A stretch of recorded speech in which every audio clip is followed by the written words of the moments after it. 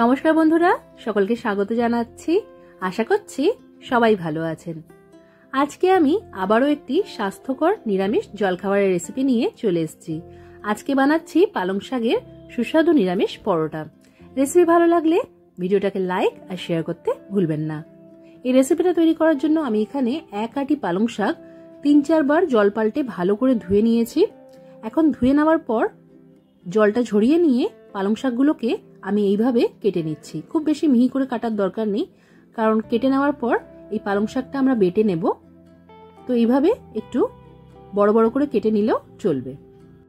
তবে পালং শাকটা কেটে নেওয়ার পর কিন্তু আর জল দিয়ে ধোয়ার প্রয়োজন নেই বা ধুতে যাবেন না, কারণ এতে এর পুষ্টিগুণটা চলে যায়। প্রথমেই এটা ভালো করে 3-4 বার জল পাল্টে ধুয়ে নিলে আর কেটে নেওয়ার পর ধোয়ার প্রয়োজন হবে না। তো এখানে একটা মিক্সার জার নিয়েছি, তার মধ্যে কেটে রাখা পালং শাকগুলো দিয়ে দিলাম। এবার ওপর থেকে 1/2 ইঞ্চি সাইজের একটা আদাকে এইভাবে টুকরো করে কেটে নিয়েছি। আর স্বাদ মতো এখানে আমি কাঁচা লঙ্কা কুচি দিয়েছি। আমি এখানে 3টের মতো কাঁচা লঙ্কা দিয়েছি। 3 চিমটের মতো দিয়ে দিয়েছি হিং। আর এবার দিয়ে দিচ্ছি 1.5 চা চামচের মতো জিরে গুঁড়ো। আপনারা কিন্তু গোটা জিরেও দিতে পারেন, আমার কাছে গুঁড়ো ছিল তাই গুঁড়ো দিয়েছি। আর 1 মুঠোর মতো দিয়ে দিয়েছি কাসুরি মেথি। যেহেতু নিরামিষ পরোটা তৈরি করছি, কাসুরি মেথির স্বাদটা বেশ ভালো লাগবে তাই দিলাম। এবার জল ছাড়াই এটাকে বেটে নিয়েছি।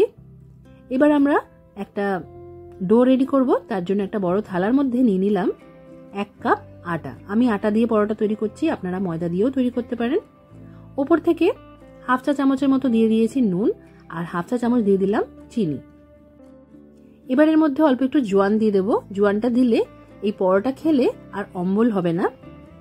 তো খুবই সামান্য আমি জোয়ান দিয়েছি, জোয়ানটা একটু ঘষে দিলাম, তাহলে এর ফ্লেভারটা ভালোভাবে অ্যাড হবে। এবার এই সব শুকনো উপকরণগুলোকে ভালো করে আটার মধ্যে মিশিয়ে নিচ্ছি। আমি কিন্তু এই আটাটা মাখার সময় কোনো রকম তেল ঘিয়ের ব্যবহার করছি না। এবার যে পালং শাকের পেস্টটা রেডি করেছিলাম সেটা দিয়ে দিলাম। আর এই পেস্টটা দিয়েই ভালো করে আটাটাকে মেখে নিতে হবে। যতক্ষণ ভালো করে মেখে নেওয়া যায় ততক্ষণ ভালো করে মেখে নিতে হবে। আর যদি মনে হয় একটু জলের প্রয়োজন আছে, বেশি শক্ত হয়ে যাচ্ছে, তাহলে অল্প জল আপনারা ব্যবহার করতে পারেন। আটাটা আমার এখানে মাখা হয়ে গেছে। ওপর থেকে একটু ঘি দিয়ে দিলাম। ঘিটা দিয়ে ভালো করে এই যে আমরা ডোটা রেডি করেছি তার মধ্যে মাখিয়ে নিতে হবে। এইভাবে এটাকে মাখিয়ে নেওয়ার পর রেস্টে রাখতে হবে 10 মিনিটের জন্য। এর থেকে বেশি সময় থাকলে আধ ঘন্টার মতনও রাখতে পারেন। আমি 10 মিনিটের জন্য এটা রেস্টে রেখেছিলাম। এখন 10 মিনিট পর এটাকে আমি আরেকবার ভালো করে ঠেসে নিচ্ছি। তারপর এর থেকে আমরা লেচি কেটে নেব। এই পরোটাগুলোকে আরো হেলদি তৈরি করার জন্য আপনারা যদি একটু ছানা রেডি করে পুর হিসেবে এর ভেতরে ভরে তৈরি করেন, তাহলে পরোটাগুলো আরো টেস্টি হবে আর স্বাস্থ্যকর হবে। আমি এই পরোটাগুলো একটু ছোট আকারে তৈরি করব, তাই ছোট ছোট করে লেচি কেটে নিয়েছি। এবার বেলুন চাকিতে আমি একটু তেল মাখিয়ে নিয়েছি। এক একটা লেচি নিয়ে একটু তেল লাগিয়ে নেব, তারপর এগুলোকে ভালো করে বেলে নেব।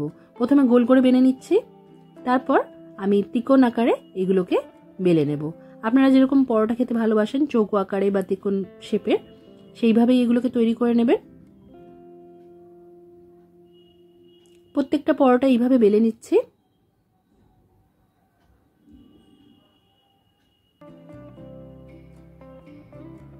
এখানে সবকটা পরোটা বেলা হয়ে গেছে। এবার এগুলোকে ভেজে নেব। ভেজে নেওয়ার জন্য আপনারা এখানে তেলও ব্যবহার করতে পারেন বা চাইলে ঘি দিয়েও এগুলোকে ভেজে নিতে পারেন। আমি এরকম একটা ননস্টিক তাওয়ার মধ্যে একটু তেল ব্রাশ করে নিলাম। এবার এর মধ্যে পরোটাটা দিয়ে একটা দিক ভালো করে সেঁকে নিলাম। মোটামুটি 1 মিনিট করে এক একটা পিঠ সেঁকে নিতে হবে, আর আঁচটা মাঝারি করেই রাখতে হবে।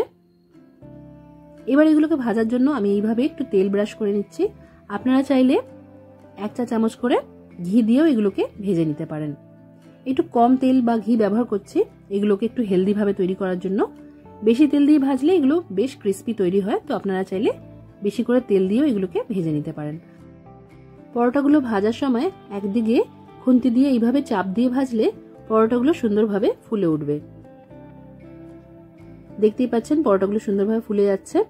আপনারা কিন্তু এই পরোটার মধ্যে চাইলে একটু পুর ভরেও এগুলোকে তৈরি করতে পারেন, যেইভাবে আমরা আলুর পরোটা তৈরি করি বা পনিরের পরোটা তৈরি করি।